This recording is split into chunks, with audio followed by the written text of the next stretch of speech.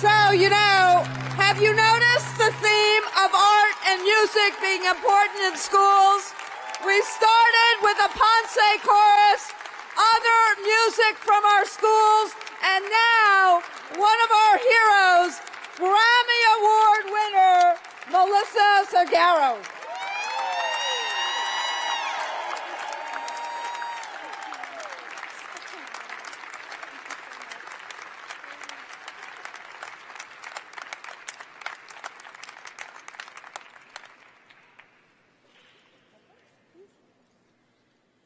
Wow. Okay, sorry about the waterworks up here, you guys. I do have a speech. Let me just, it's very short, so I didn't want to leave anybody out, so hold on. Okay. Is that too long? Is this one? Oh, no, this is Randy's speech. Sorry. Yeah, no, we're good. Oh, wow. First of all, thank you so much. You can use that next year. I have to give a shout out to a few people here because we have the most amazing union representatives at my school, and they are right here in the front. These guys here, Jeanette and Melissa. Thank you guys for always fighting for us. And I want to shout out my partner, Tess. I love you so much. We need heroes in our lives to inspire us and to motivate us. But most of all, they teach us how to thrive in adversity. In 2012, my school was broken into, and my students showed me that there's a hero inside of all of us. I was devastated when I entered my classroom after spring break. I saw empty shelves. $30,000 worth of equipment was stolen. I was devastated. That's an understatement, okay? It was hard, but I knew that I had to have music that day. I needed to show my students that we could persevere through this. But inside, I wanted to give up, and I had no idea how we were going to rebuild this music program. Until one day, my chorus students came to me, and they had lyrics for a song called We Will Rise. And the lyrics they touched my heart. They were, nothing's going to stop us. We are going to soar. We will rise from the ashes stronger than before. I ran over to the piano trying to find the right notes, and then suddenly everything clicked. We had a moment, and there wasn't a dry eye in the room. The music brought us together, and it made us stronger. And to date, we have been able to raise over $200,000 to rebuild the music program at PS 48.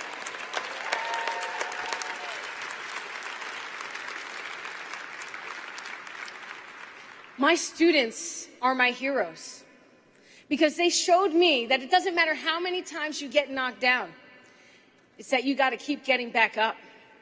I've had to fight and justify why we need to teach music in public schools. Music taught my students to respond to a tragedy by creating something beautiful. And it's my hope that when you see music programs being cut from your schools and in your communities, that you are the heroes that our students need, and you let your voices rise up, because music and the arts should be a part of every single child's education. Everybody in this room, we are the heroes who care. We are the heroes who fight, and we are the heroes who show up in times of need. Thank you, Randy, for having me here and honoring me with this wonderful award. And to the AFT and the unions everywhere, you guys are my heroes. It means so much to me to get to share my story with you today and connect with all of you. You guys are my heroes too. Thank you so much.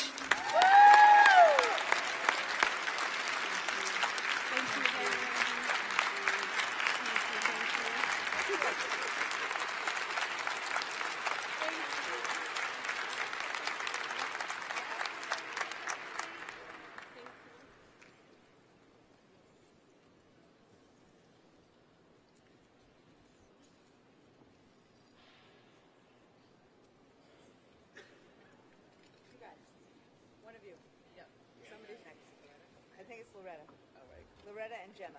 Do you have it?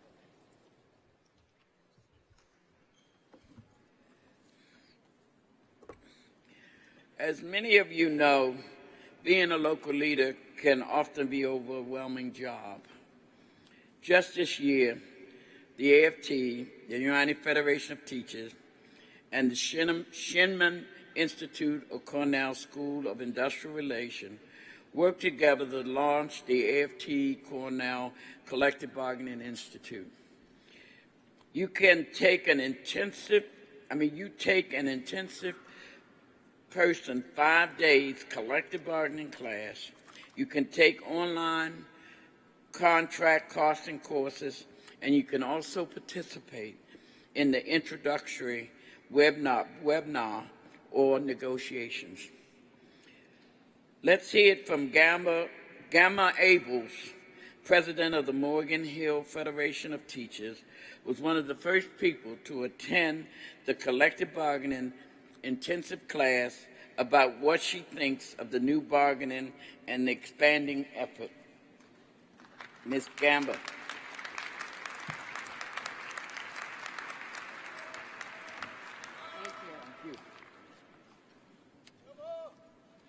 Good morning. My name is Gemma Abels.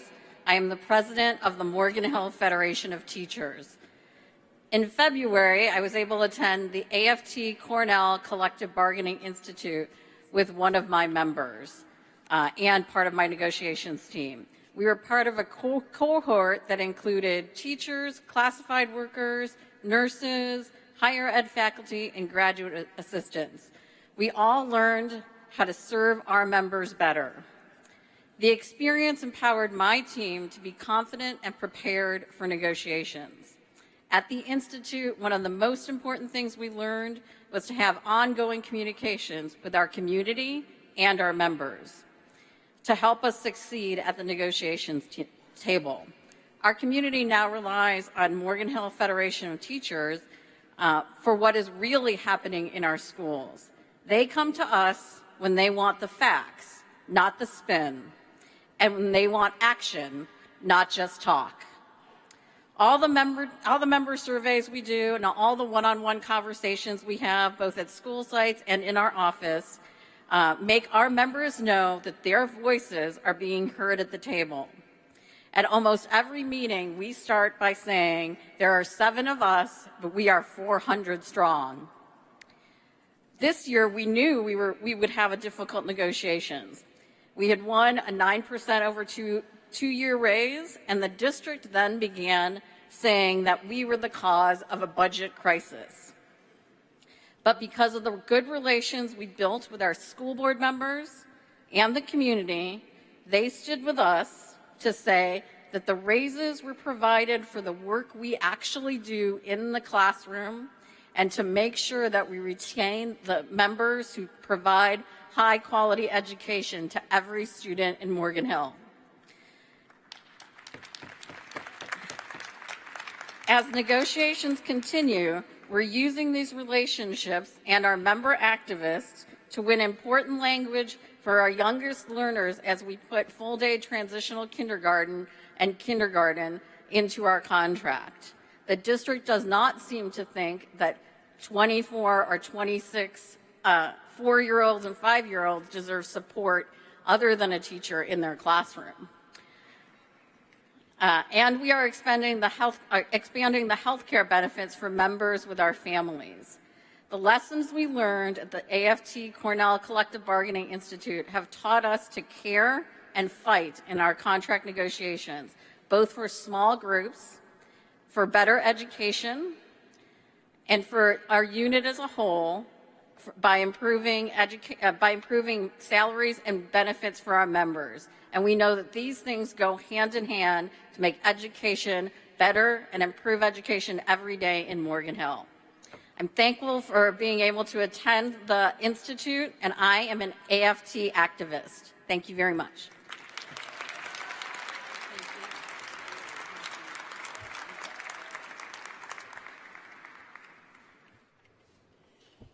Good morning. It is my honor to introduce our next speaker.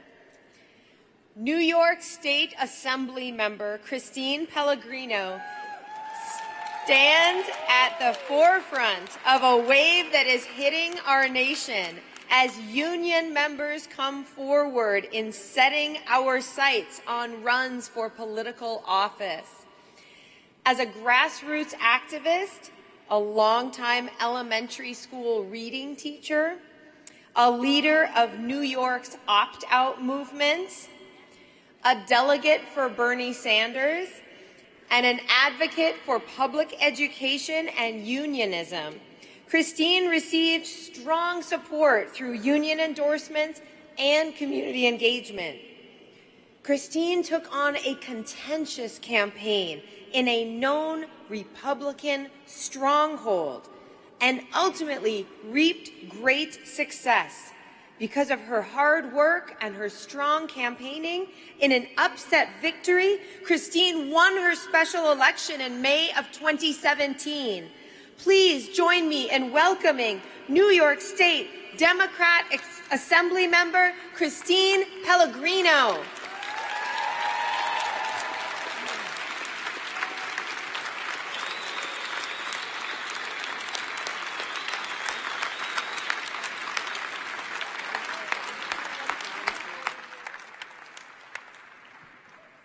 Good morning. Good morning, AFT.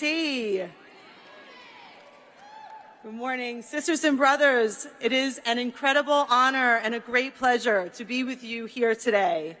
Thank you, Randy, for this very special invitation to be here at our national convention.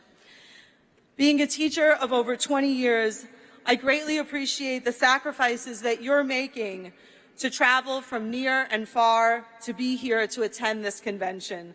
So first, I want to take this opportunity to express my gratitude for all the time and effort you devote every day for the betterment of your students and our union. I'll begin by saying that as a progressive Democratic Assemblywoman in New York's 9th District, I am unique when I walk into the Capitol. Because I'm a teacher, it's very unusual in Albany. But I am not just any teacher. I am the teacher who flipped my district in 2017 that had just gone to Donald Trump in the last election.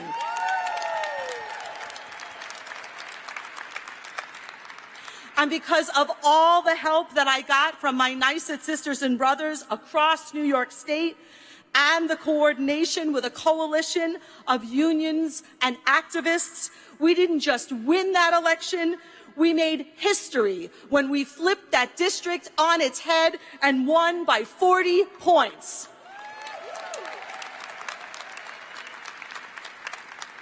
And so you might say that in the New York State Capitol, I am a unicorn.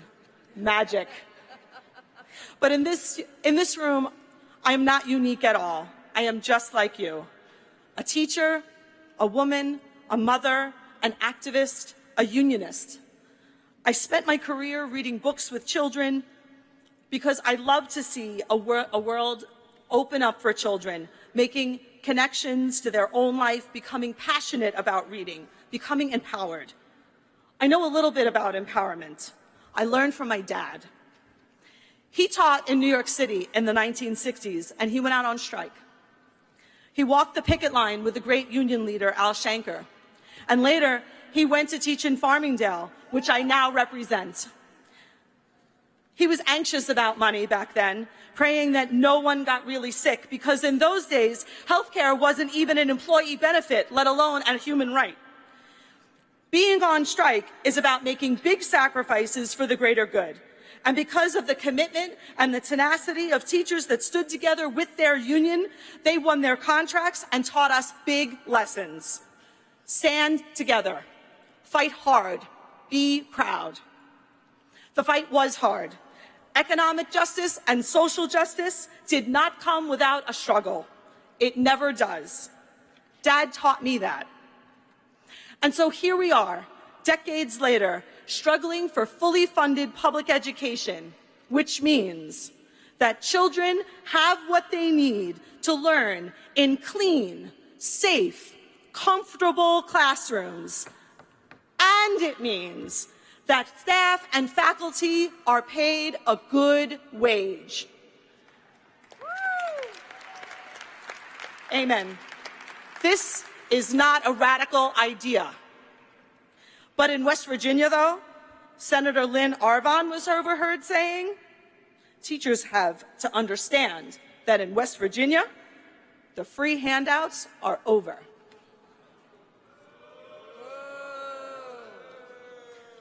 All due respect to Senator Arvon, but paying an honest day's wage for an honest day's work is how this country works.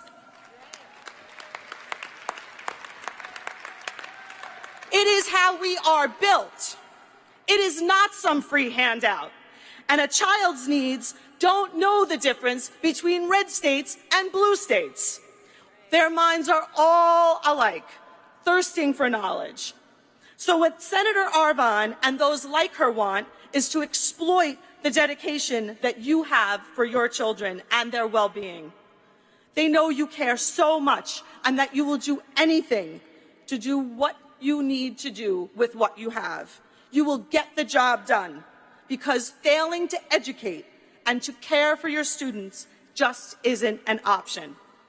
You are constantly asked to do more with less, often making up the difference in your own wallets. Sisters and brothers, we cannot, will not, we have not accepted this no-win scenario. Today, I applaud the teachers that are mobilizing, organizing, walking out, striking in Arizona, Colorado, Kentucky, North Carolina, Oklahoma, and West Virginia, taking the fight to the streets, occupying state capitals for the good of the children we serve in the communities we love. We have proved that when teachers stand up together and the community members stand with them, we win, because together we cannot lose. And that scares the hell out of our opponents.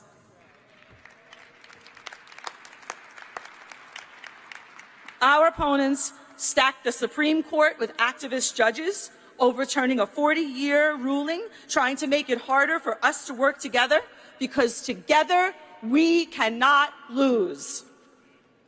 Sisters and brothers, we cannot allow this court to set back a future generation of children by handicapping the very unions that advocate for fully funded public education. We will not allow a court to legislate us from a profession to a job, and we certainly will not allow a court to pull our union apart.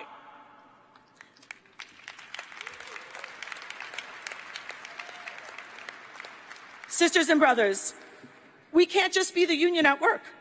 We have to be the union everywhere. So we do what we have always done. We organize. Because when we organize, we win. Organize politicians. Make your representatives know you by name and talk about public education and your fellow educators. Fax, email, visit a lot. Organize your communities. Do voter registration. Connect with campaigns like mine. Lace up your shoes, grab a colleague, go door knocking, make a shoe sacrifice like I did. Get your favorite shoes worn down, hit the turf, and go door knocking, because doors win wars.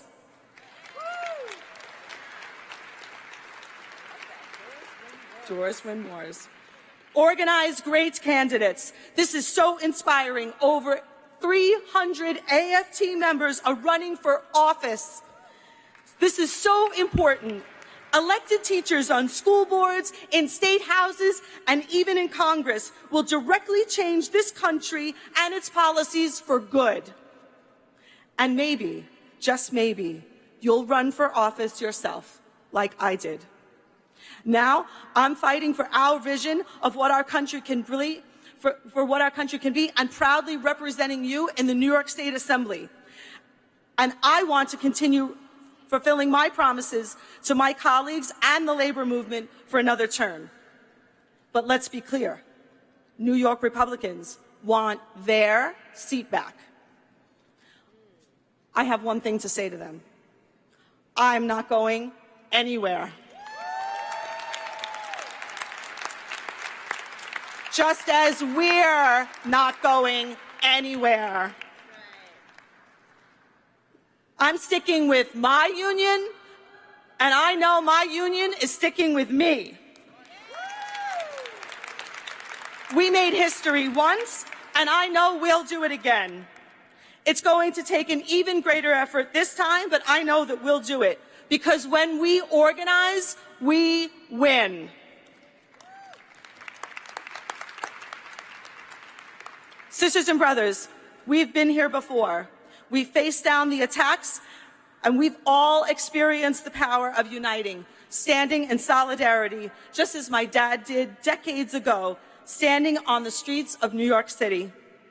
I know that we will come through this time more dedicated than ever, stronger, with hundreds of teachers elected to public office all across the country to show for it. And those teachers will be out there fighting every day, standing with you to help to change the direction of our country, for our kids, for our communities, for public education, for all of us, for good. Thank you.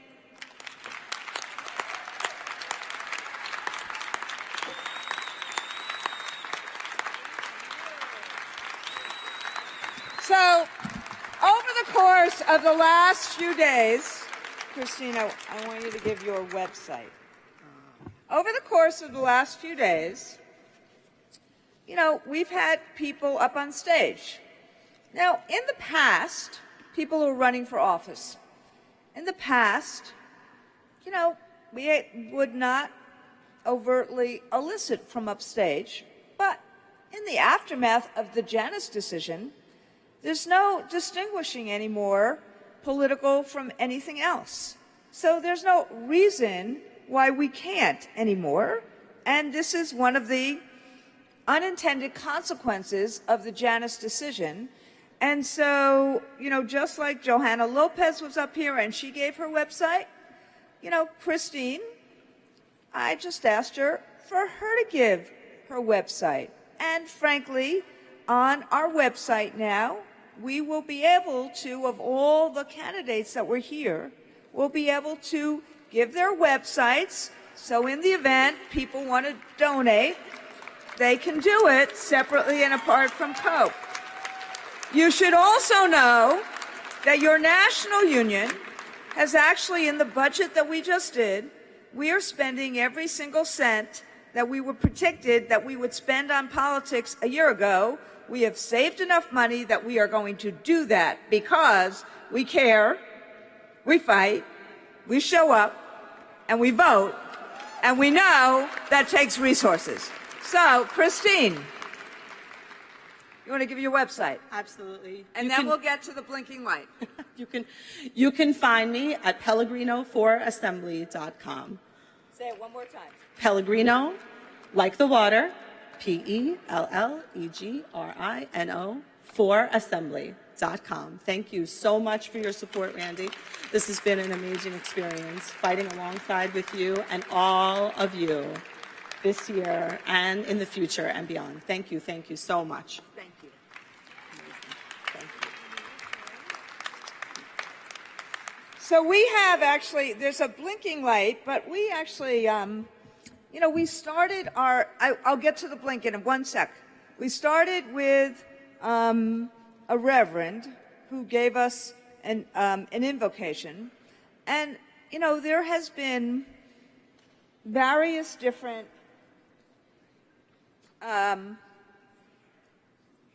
questions, frankly, during the proceeding about whether we are as inclusive as we say we are and want to be.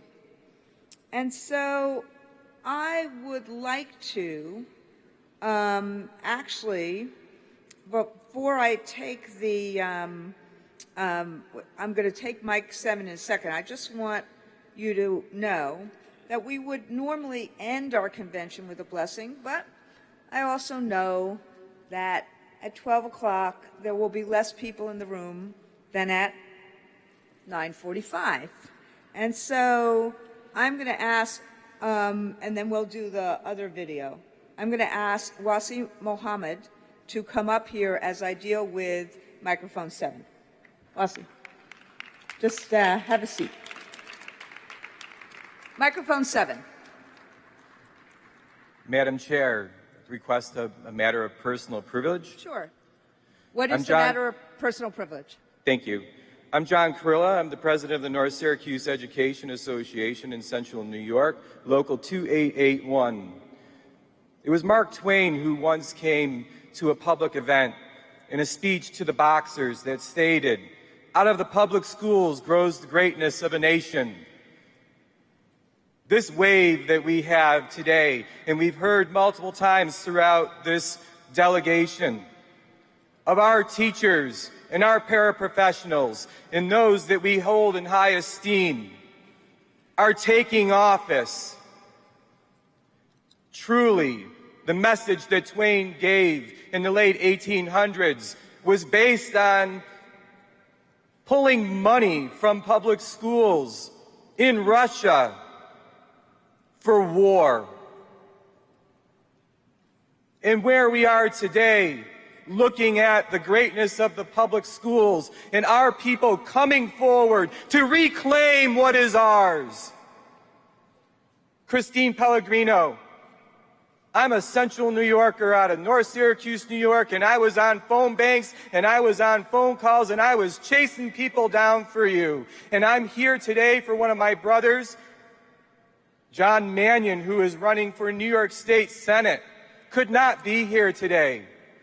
And Randy, I am so thankful that we are putting people's addresses up and being able to come together to do this, because this is how we win.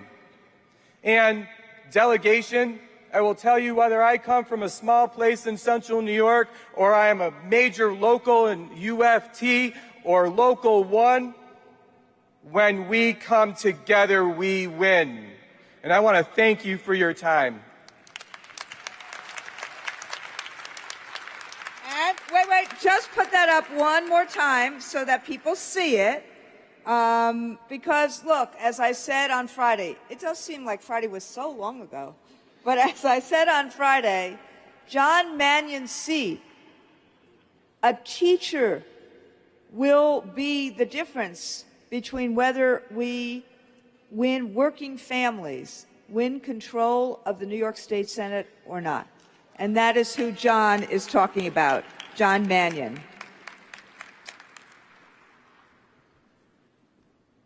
Wazzy. I figured, you know, the wife of a rabbi, so you didn't need a Jewish rabbi to give a prayer at one point or another, but it's really important for us to ensure that Muslims are welcome here. And that we have the kind of diversity that we need in this country.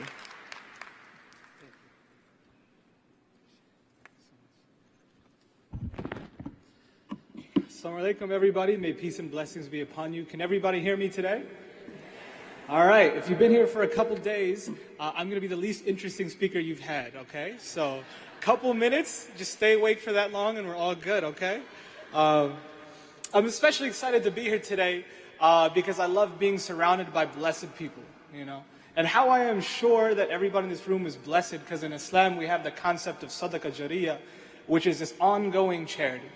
There's charity that you can give that helps people once, but certain kinds of charity continuously benefits you forever. And that is why I know you're all blessed, because educating a child and being there for children, being there for your community in this way is a form of sadaqah jariyah. So thank you all for that. Thank you so much.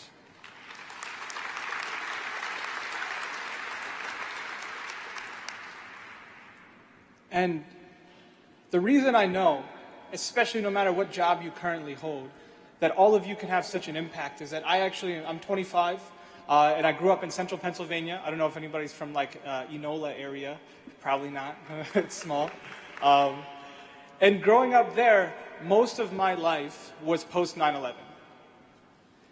And when that shift happened, I'm sure you all can understand, a lot of children were not mature enough to handle that and treat their classmates the way that they should. And how that affected an entire generation of Muslim kids growing up in America was very severe. It's hard when you see something on TV that's a tragedy for you as well, and then suddenly you go to school and it's your fault somehow, you know? It's your uncle's fault, or your family, or did you come from the meeting? It's not something that you can really deal with without support. And fortunately, we had people at my school, like Mr. Hansen, you know, like who had taught classes on contemporary studies that ensured, like taught people about the history of the world and why this is not to blame, the Muslim community is not to blame. And we had other groups of people that ensured that Muslims were involved, volunteering with other kids, and they were not left out. There were teachers and aides and people who worked at our school that made sure that I was there. There was Miss Debbie, who I always remember, because I decided to play on the football team, you know, trying to be a little bit more American, I guess. And I was like taller, so it worked. So she would always make sure that I would particularly get the team meal beforehand, right? And that really mattered to me because she actually cared, because we're not family friends in that way, you know. She might know these other kids from growing up in the area, but she didn't know me, but she cared enough. Mr. Lee Siebert, one of the biggest, like the most important mentors I've ever had in my life. He actually consistently advocated for a life of service and changed my life and how I viewed it. And to this day, I think of the words that he taught me and the lessons that he taught me, and I put them into action. And a lot of people in different positions, you know, they weren't teachers or aides, there were people who worked in the cafeteria, there were people who worked everywhere. All of them were part of my family. And in post 9/11, they were crucial to ensuring that I felt welcome in this country and I didn't decide to leave.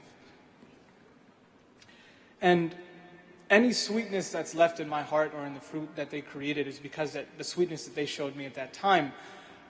But for some reason in this country, they expect the branches to produce sweet fruit without giving water and sunlight to the tree.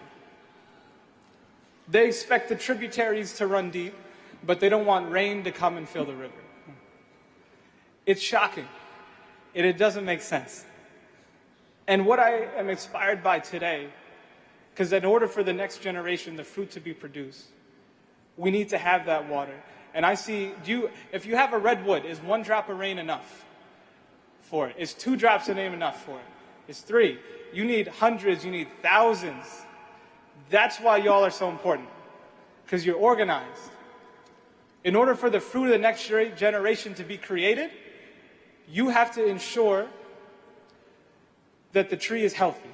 And all of you do that by the work that you do in this union for everybody else, even if they're not in the union, to benefit and society to benefit. It's so important.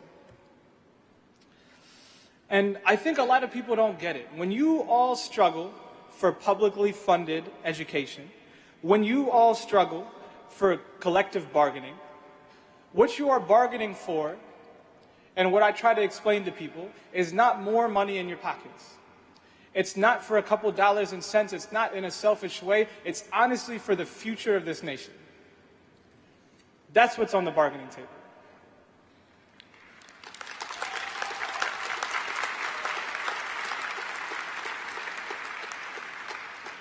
And I'll try to make sure to remind people of that always, because I know you all are doing your work. And there's a thing, we're going to end with a couple invocations and a short reading in Arabic, if it's okay. And before I say the invocations, I make sure there's a quote by Rumi that sums up the Islamic concept that yesterday I was clever and I tried to change the world, and today I am wise and I tried to change myself.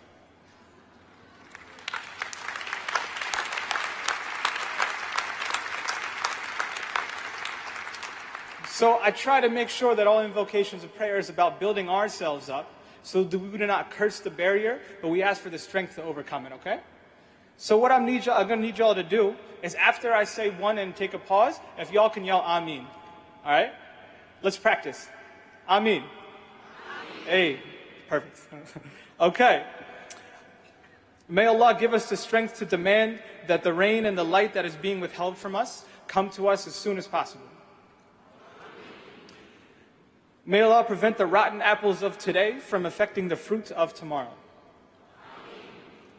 May Allah bless this nation with strong memories, so we do not forget that this fruit does not come from the sky, it does not pull itself up by its own bootstraps, but it is there because of your hard work and your sacrifice. May Allah bless this room and all of our allies with contentment and solidarity so we can keep fighting until we've won. And I pray to God that everyone in this room is given the strength and patience to build our next generation. And about strength and patience and truth in the pursuit of that, the last reading I'll do is Surah Al-Asr. And what that does is ensure that the people who are righteous or on the right path are always striving with patience and for truth. And that is what you all do, and it's a reminder of that. So, Bismillahir Rahmanir Rahim. Wal asr, innal insana lafi khusr, illa alladhina amanu wa amilus salihat, wa tawasaw bil haqqi wa tawasaw bis sabr. Ameen. Bismillahir Rahmanir Rahim. Thank you all for all the work you do. You don't understand how important it is. Growing up, you're the reason I stayed here. You're the reason I decided to come today. And you're all the reason that I continue fighting tomorrow. Thank you so much, everyone.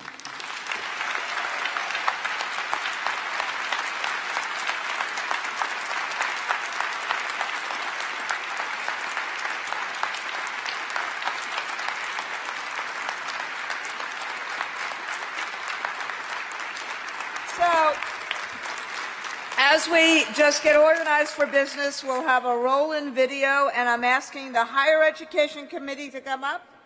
And I'm asking, the Higher Education Committee and the Schools and College Support Staff Issues Committee. And I'm going to ask both of the chairs to stand up here. Let's roll in the video as people can get onto the microphones. Mic 4 has an issue.